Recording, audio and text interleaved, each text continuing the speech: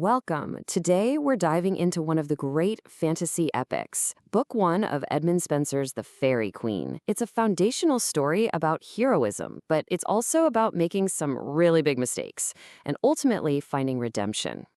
So, here's our game plan. We're going to follow our hero's journey from the very start of his quest, through all the twists and turns, right up to his final epic battle.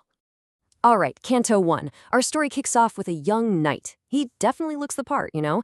His armor is all dented and worn, but here's the secret. He's never actually fought a real battle. He's got all the potential, but zero proof.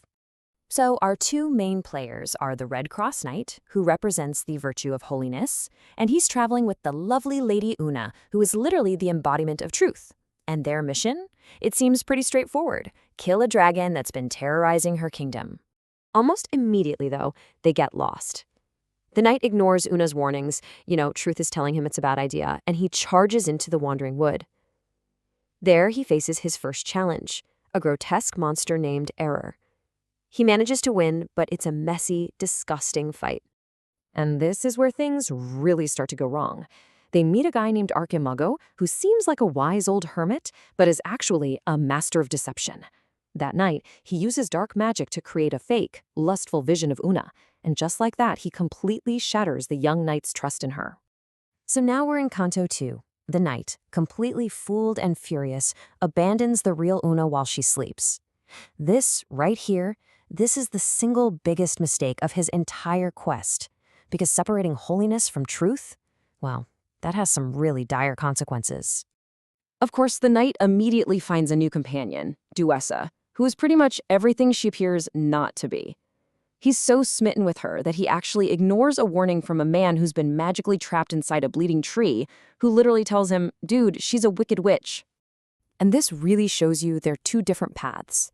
Una, all alone, finds that her inner truth is so pure it actually tames a wild lion, which becomes her protector. Meanwhile, Redcrosse thinks he's a hero on an adventure, but really, he's just a pawn being led deeper and deeper into a world of lies.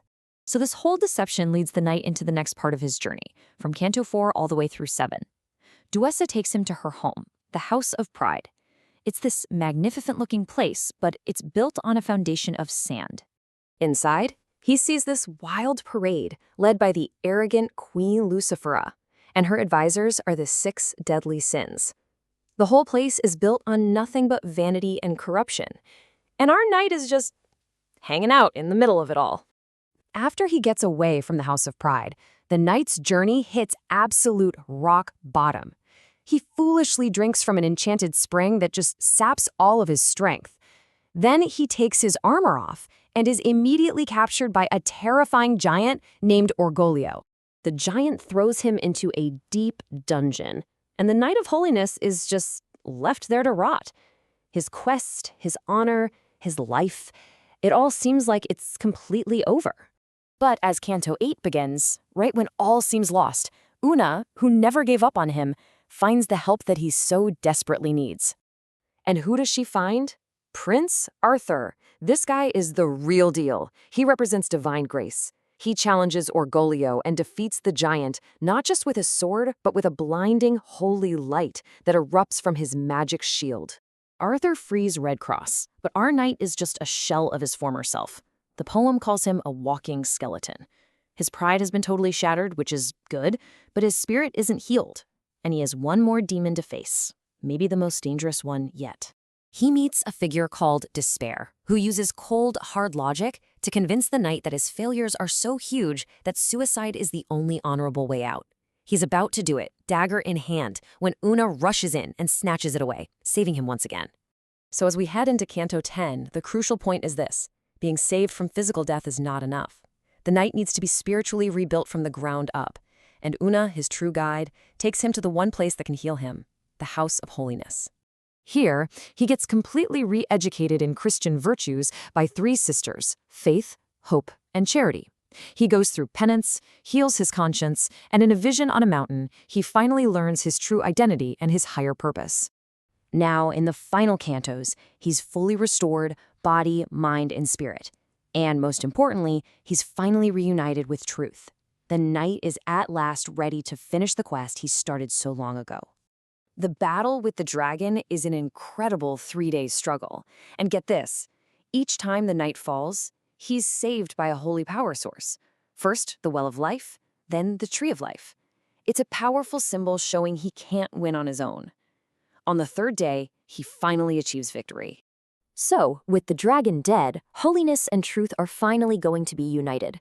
But there's one last trick from our old villain, Archimago, who shows up with a lie to stop the wedding.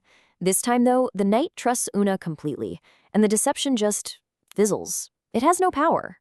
This quote, something Una told the knight to save him from despair, is really the central lesson of his whole journey.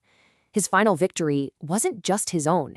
It was only possible because of the divine grace that rescued him when he was totally and completely lost. And that leaves us with a final thought. Yeah, the Redcrosse Knight's path was a literal battle with monsters and magicians. But his real struggle, that was internal.